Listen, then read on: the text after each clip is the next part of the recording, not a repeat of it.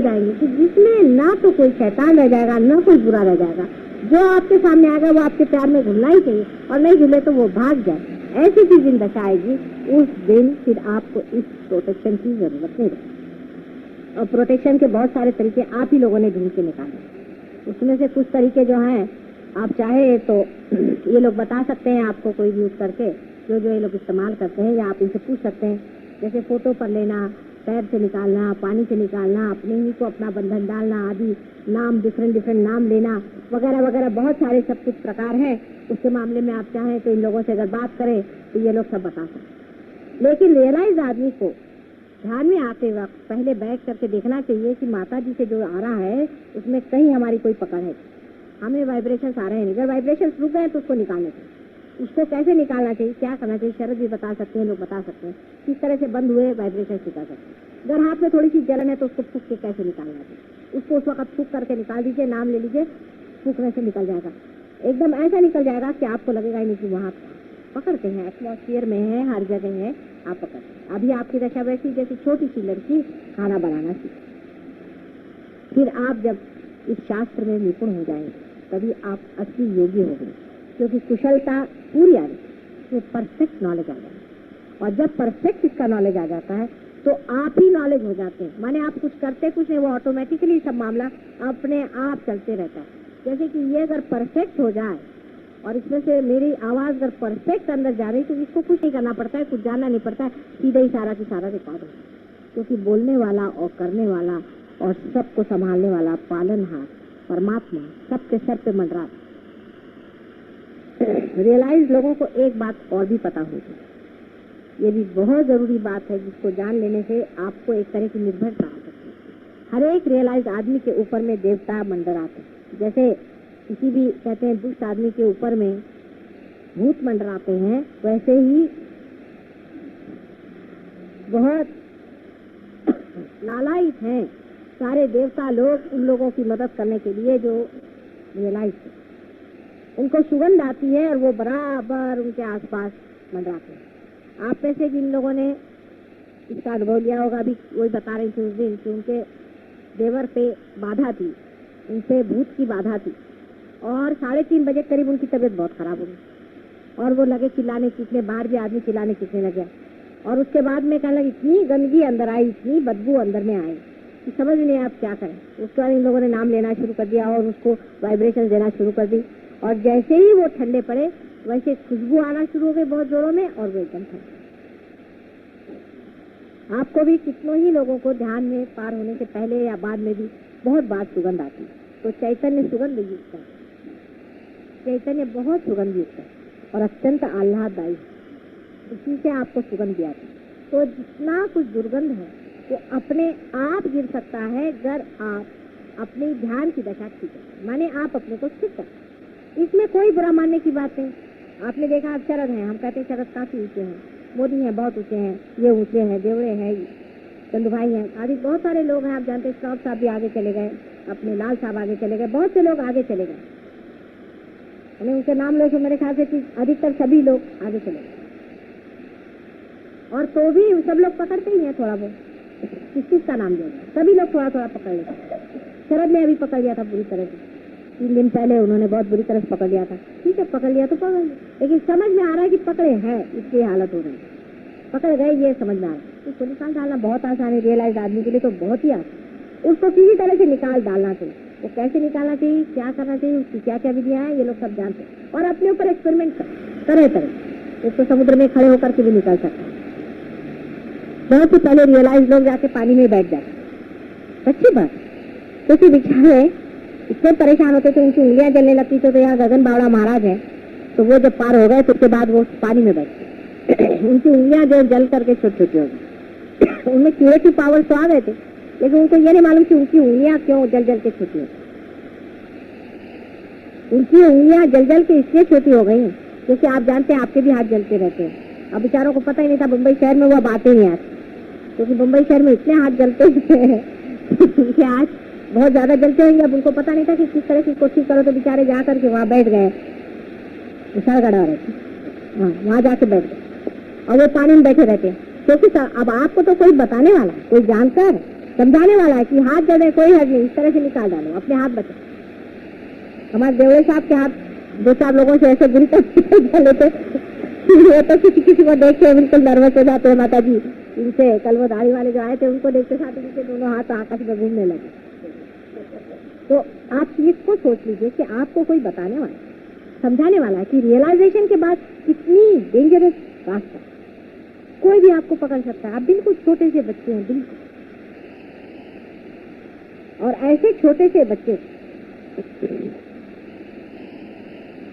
बहुत जरूरी है कि अपनी स्थिति जो है उसको संभाले रखें। हमारा तो आप पर सब पे हाथ है ही हर समय, और हर समय आपका सबका ख्याल बना, और अत्यंत प्रेम है सबके, और बड़ा गौरव भी लगता है और बड़ा आनंद भी आता है कि इतने लोग आज मेरे बेटे हैं, बच्चे हैं। बड़ी गौरव की बात है माँ के लिए और पार में। लेकिन जो पाया हुआ है वो छोटी छोटी चीजों पे मत छोड़ो। आप लोगों को सबको इसका अनुभव आया है। कभी आप जादव से पूछे, जादव आपको बताए। अभी पाटिल साहब आए, वो मुझे बता रहे हैं। इधर लेडीज में है, कितनी लोग बता सकते हैं कि कैसे कैसे इनको अनुभव आए, कैसे कैसे ठीक करें। मतलब कोई भी प्रॉब्लम हो उसको तो मैं सॉल्व कर ही सकती हूँ, पर थोड़ा थोड़ा आप भी सीखें, आप भी करें, आप भी सीखें, जाने इस चीज को। आप ही डॉक्टर और आप ही दवा, आप ही के हाथ से जाने वाला है, आप ही उसको समझने वाले। उसमें थोड़ी सी कहीं चोट वोट लग भी गई तो माँ बैठी हुई ठीक करने के लिए, कोई चिंता की बात नहीं। ऐसे पहले कहाँ थे लोग, क्योंकि बेचारे अब जो ऐसे लोग पार भी हुए हैं वो तो कहते हैं कहाँ से हम पार हो गए, भगवान बचा रहे। ऐसे ऐसे इसीलिए लोग पहले थे कि पार हो जाते थे तो हाथ में चिंता लेकर बैठते, उनका दोष नहीं था, कोई चाहे उसको तड़ाक मारते थे। कोई अगर जलाने वाला आता था जिसकी तरफ से ऐसी गरम गरम वाफ आती थी तो उसको लेकर चिमटे से मारते थे, तो उनको चिमटे वाला बाबा कहते थे। हमने अपने बचपन में देखे ऐसे, मैं देख के हैरान हूँ कि जो है उसको चिमटे से मारे, जिसको देखो उसको। मुझे पूरे प्यार से बुला रहे थे तो मैंने कभी चिमटे उमटे से मार इसके पास कौन जाए। तो उसकी वजह यह है कि इन लोग को बताने वाला और समझाने वाला कोई था ही नहीं। अब आप इतने लोगों की बीमारियां ठीक करते हैं, कैंसर जैसी बीमारियां आपने ठीक की, इस तरह की सब बीमारियां आप ठीक करते हैं, कितनी ही तरह की बाधाओं को आपने हटा दिया है, इतना आपने कार्य किया। जरूरी है कि उसने आपको कुछ न कुछ पकड़ेगा ही, लेकिन उसका इलाज, उसका भी दवाखाना है, आपका भी दवाखाना है, और आपको बताने वाला भी बैठा है और सब बारीकी समझाने वाला बैठा है। तो डरने की ऐसी कोई बात। फिर भी अगर आप डरे तो इसका मतलब है कि आप आगे जाने का इस जन्म में नहीं। ये तो रियलाइज लोगों की बात हुई, लेकिन एक और बात हमको समझना चाहिए। बहुत से संत साधु ऐसे हैं जो मर चुके हैं लेकिन वो जन्म नहीं ले पा रहे हैं, कोशिश कर रहे हैं बहुत लोग लेकिन जन्म नहीं ले पाते, क्योंकि उनको ऐसा जीव नहीं मिल रहा है या कुछ और प्रश्न है। तो ऐसे संत साधुओं का भी ऐसा विचार बन रहा है कि हमारे बीच में जो लोग कभी भी रियलाइज नहीं हो सकते, ऐसे बहुत से लोग हैं अपने यहाँ जो कभी भी नहीं होंगे, क्योंकि उन्होंने पहले कुछ ऐसे कर्म किए हुए हैं, कुछ ऐसे प्लान सेट किया है, कुछ किया है, इस तरह के फंसे हुए रहे या कुछ ऐसी बात है। तो वो कहते हैं कि हम इनके अंदर आ जाएं, तो आपको उनके अंदर बाधा सी लगेगी, लेकिन वो लोग कोई नुकसान वाले नहीं, इनसे लड़ने की जरूरत नहीं। ये हालांकि बड़े प्योरिटन लोग जो है उनको अजीब सी बात लगेगी, माता जी ऐसी बात कैसी है, उनको छेड़ो नहीं। अगर उनको छेड़ोगे तो ये हो जाएगा कि उनके अंदर भूत भी घुस सकते हैं, क्योंकि अंदर भूत तो घुसे ही हुए हैं। भूत नहीं होंगे तो संत आ जाए, संत आने से अपना कार्य हो। इसलिए बहुत से लोगों पे संत भी उठे, उनकी बड़ी इच्छा है, उन्होंने ऐसे कहा है मुझसे कि हम चाहते हैं कि हम अपने को लाएं, लेकिन अब हम छोटे बच्चे के रूप में आए तो तुम्हें कैसी मदद होगी। इसलिए बेहतर है कि ऐसे लोग जो तुम्हारे इसमें आते हैं और जो पार होने के हमें दिखाई नहीं देता, ऐसे बहुत से लोग, वो लोग अगर पार भी नहीं हो रहे हैं तो भी आपको उनसे भिड़ने की जरूरत है, पर वो आते रहेंगे हमेशा। वो 4 साल आएंगे, नहीं 6 साल आएंगे, वो 10 साल भी आएंगे, कोई है उनसे भिड़ना। आ रहे हैं, बैठने दो, आपको मालूम है पार नहीं है। जो एक बार पार हो गया वो तो पार होता रहेगा, लेकिन जो हुआ ही नहीं पार और डावाडोल चल रहा है उससे भिड़ने की जरूरत है। ये आज आपको मैं एक सीक्रेट बात, उन पर भी संत ही लोग काम करें, क्योंकि बगैर उससे काम नहीं बन रहा है। भूत बाधा जो है उसको भगाने के लिए संत ही लोग काम करेंगे, क्योंकि आप लोगों को वो दिखाई नहीं देता, आप तो उस परलोक में तो जा नहीं सकते, तो उन्हीं को ये कार्य करने दीजिए। तो वो लोग कहते हैं कि हम आकर के इससे कार्यान्वित रहेंगे और आपके कार्य को हम बढ़ाएंगे।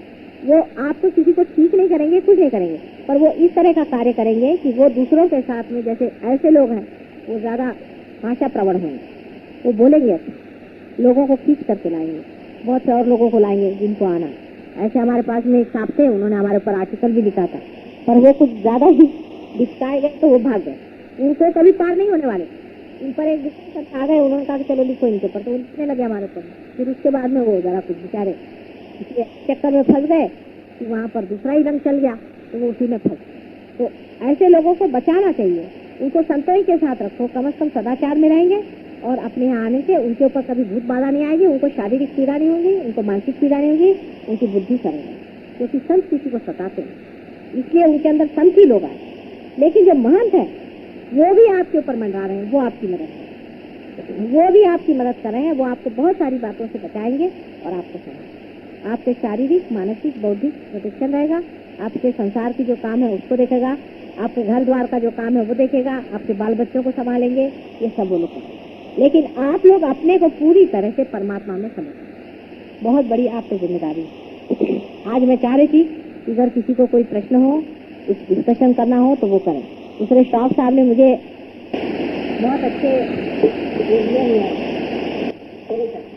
और आप लोग बागीचे में जैसे गार्डनर होते हैं उस तरह से आपको इस बागीचे को कैसे, आपको इस बागीचे में कैसे रखना है, इसको किस तरह से ठीक लगाना है, कैसे चलाना है, वो सब आपको सोचना।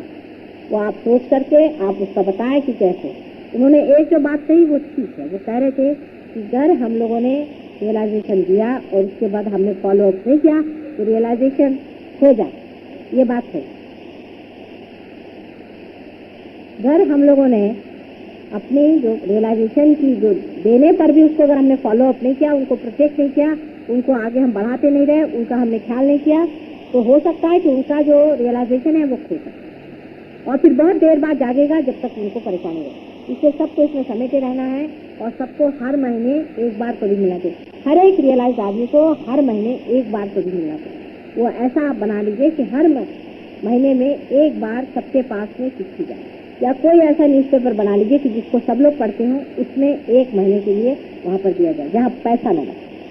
पैसा आप लोग कहीं भी मत दें और न किसी से आप पैसे के मामले में पढ़िए। आश्रम भी बनाने के लिए जो गवर्नमेंट जमीन भी देगी, उसमें भी कभी इस तरह से विचार न करें कि अब उसमें आप सब्जी लगाइए, फिर आप सब्जी बेचते रहें। ये सब धंधे करने की कोई जरूरत नहीं। हम लोगों को पैसा नहीं कमाना है। आज आपने पढ़ा होगा कि वो चेयरमैन स्टेट बैंक का क्या हाल है, वो आश्रम में गए, 90 लाख उसको दिया, 20 लाख उसको दिया, वहाँ फर्नीचर बन रहा है। फर्नीचर बनाने का क्या आश्रम में काम करने का होता है? अक्ल लगाइए।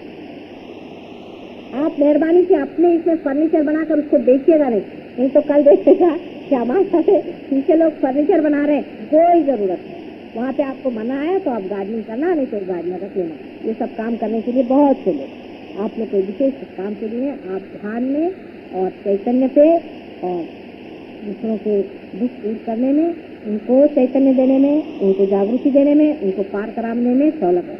और पैसा जहाँ तक है दूर रखो। पैसे के मामले में बिल्कुल आप लोग मत कि पैसा और वो पैसे का इंतजाम होना चाहिए और इतना रुपया लो और उसका हिसाब किताब लो, कोई चैतन्य का और पैसे का हिसाब किताब आपने जोड़ दिया तो आप पकड़ जाएंगे हमेशा। इसलिए पैसा और परमात्मा इसका बिल्कुल कोई संबंध। कोई आपको मुफ्त में जगह देता है, भले नहीं देता है तो बात है, सब परमात्मा की जगह। आप अगर कहीं बैठे हुए हैं, किसी ने आपको जगह दे दी तो परमात्मा का आदमी था, उसे दी, नहीं दी भला। जगह से कोई भी मनुष्य परमात्मा नहीं है। आश्रम बहुत से बने हुए हैं, आज आपने को आश्रम नहीं बना, इसलिए उधर कोई भी दृष्टि न लगे। मेहरबानी से अपनी दृष्टि उधर न लगाएं कि आश्रम में हम ये करेंगे वो करेंगे और आश्रम में हम बिजनेस करेंगे। मैं ये चीज कभी चलने नहीं दूंगी। और जब मैं देखूंगी कि आप लोग इस धंधे में फंसे तो मेरे बस का आप लोग नहीं, फिर मैं आपको बिल्कुल छोड़। बिजनेस आपको बिल्कुल नहीं करना है, किसी भी तरह। पैसा भी आपको इकट्ठा नहीं करना, किसी भी तरह, कोई सी भी चीज से। तो एक साहब थे, वो मुझसे कहने लगे कि मैं आपको फोटो बेचूंगा, फिर उनका मैं उसके आश्रम को पैसे दूँ। मैंने कहा कौन सा आश्रम, किसको पैसे दिया? किसने कहा ये ऊपर भी आप तुमसे किसने? किसी कोई आपको चिंता करने की जरूरत, करने वाला, अपने को संभालने वाला वो है। हम अपना काम थोड़ी करें, उसका काम करें, उसको देना हो दे, नहीं देना हो नहीं। और वही काम जो रात दिन हम गोबर खाने का करते हैं, वो इसमें आकर के भी करने का है तो कोई फायदा नहीं। मुझे इस तरह का सुझाव कोई भी न दे, क्योंकि 2-4 ने दिया है, इसलिए मुझे बड़ा जी घबराता। मेहरबानी से मुझे इस तरह के सुझाव को मैं सुनने वाली नहीं। ऐसे तो मैं सीधी हूँ और बोली भी हूँ, लेकिन ऐसी बड़ी चालाक भी, इस चक्कर में मैं आने वाली नहीं हूँ। आपको पहले मैं बता देती कि पैसे के चक्करबाजी में आपने अगर मुझे चला है तो मैं उसमें चलने वाली नहीं, चाहे तो आप लोग पार हो चाहे नहीं हो, मेरा इससे कोई मतलब। पहले समझ लेना चाहिए कि पैसे का और इसका कोई भी संबंध कहीं भी किसी जगह भी नहीं।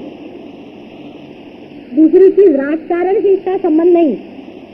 अरे आपको ऐसा भी लोग आएंगे कि चलो तुम इलेक्शन में खड़े हो जाओ, तुम्हारा इतना फॉलोइंग, आपको राजकारण में जाना तो आप राजकारण में जाए, लेकिन राजकारण मनुष्य ने बनाया, परमात्मा ने बनाया। जो परमात्मा की चीज है उसमें जब खड़ा होना तो इसका राजकारण से और सत्ता से कोई भी संबंध नहीं। ये पहली बात आती है।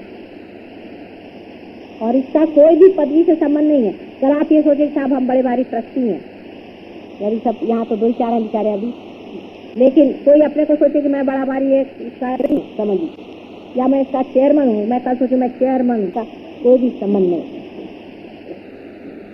और ना इसका कोई आसन है ना पीठ है। पहली बात समझ, आपस में करने की बात है। ना इसका कोई पीठ है ना इसका आसन है। तुम्हें को यहाँ सगळे लोग पीठ बीठ काही काढायचं नाही, कळलं का? कोई पीठ निकालने का नहीं तो आदि शंकराचार्य की गादी पर कौन बैठे हैं जो बिल्कुल नॉन रियलाइज लोग हैं? नथिंग। कोई गादी पर किसी को नहीं बैठने वाला, सब अपनी ही गादी पर बैठे।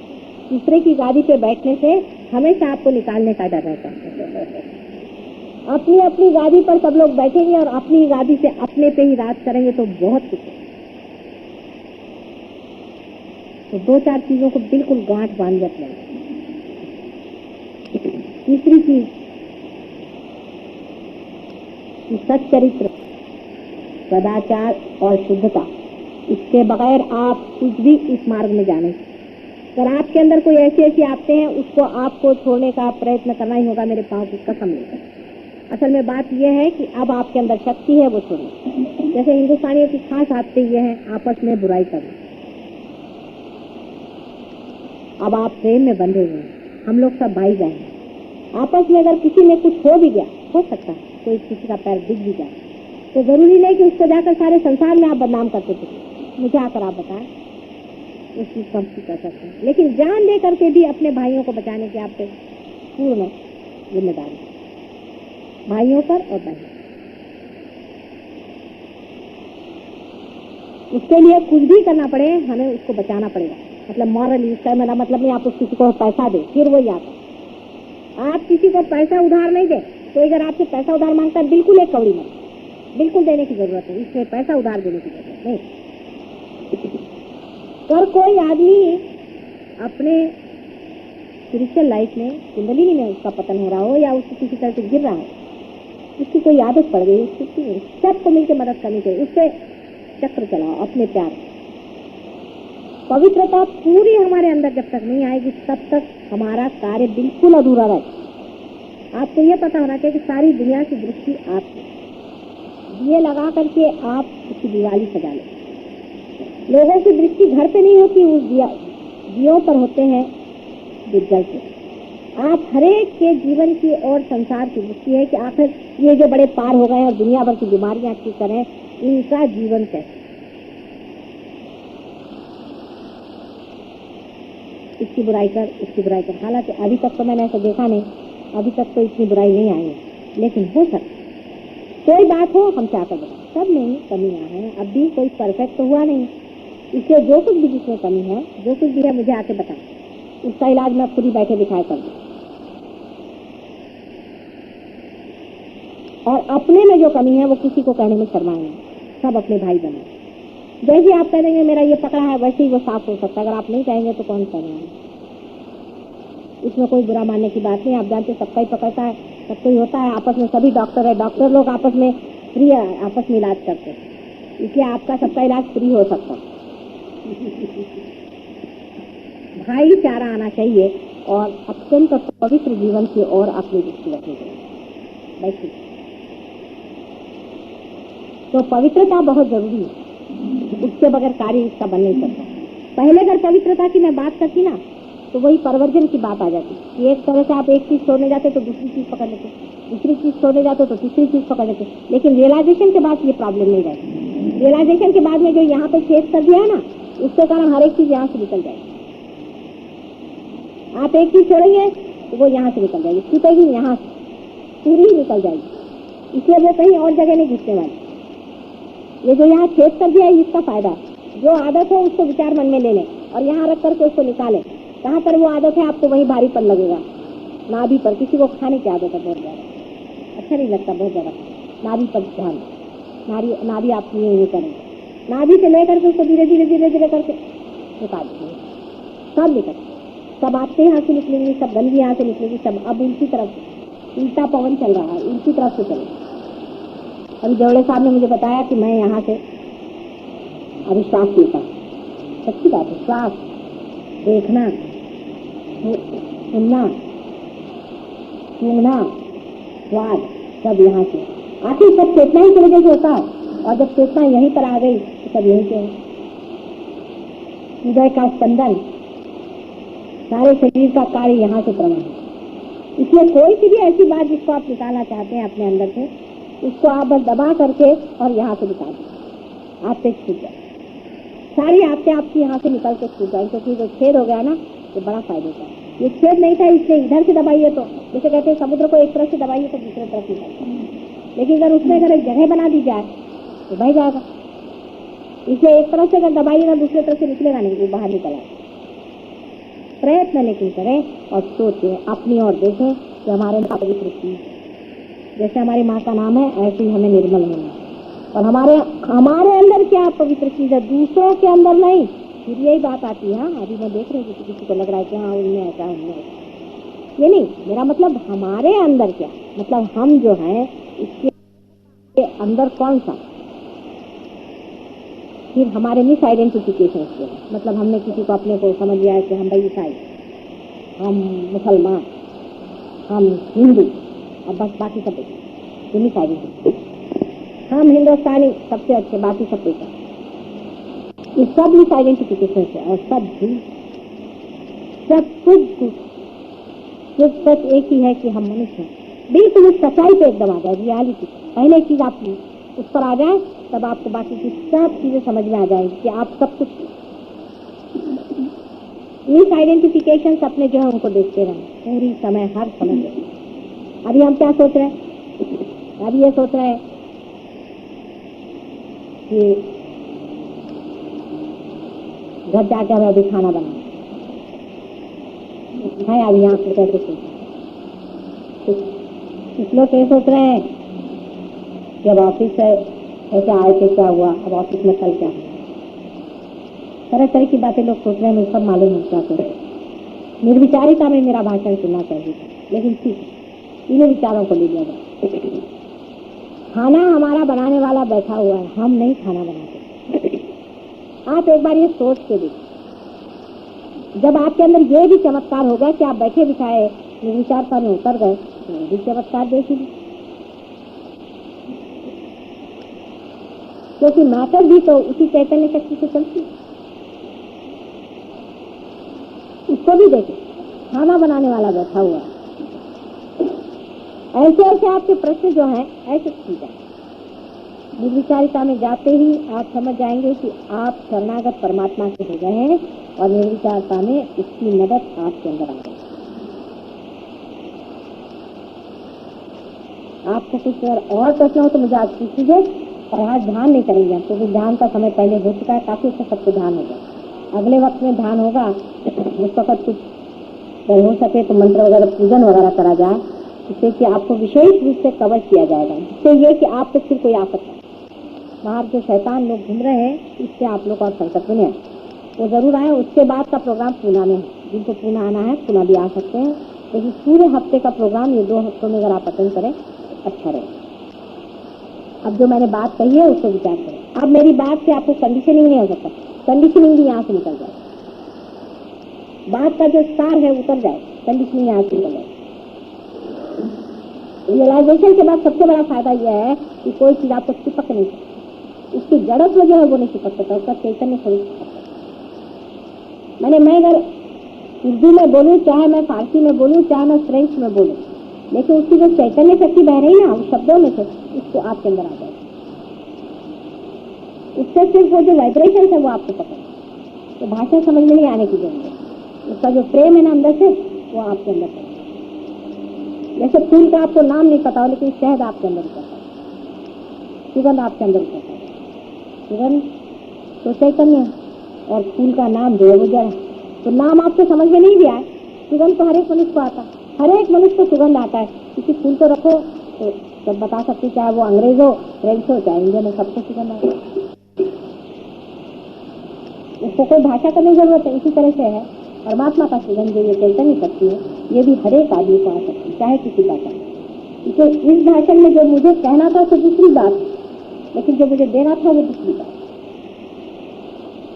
वो अंदर आत्मसात हो गया। और उसके साथ जो कुछ अंदर गड़बड़ियां हुई है वो यहाँ से निकाल, अंदर चरण होगा और उसके कारण जो कुछ भी चक्र घूम करके फेंकना चाहते उसको फेंक लेंगे, अपने हाथ से उसको निकाल।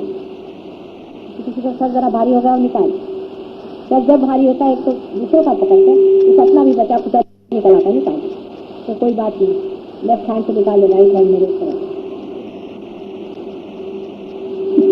किसी को सवाल पूछा पूछ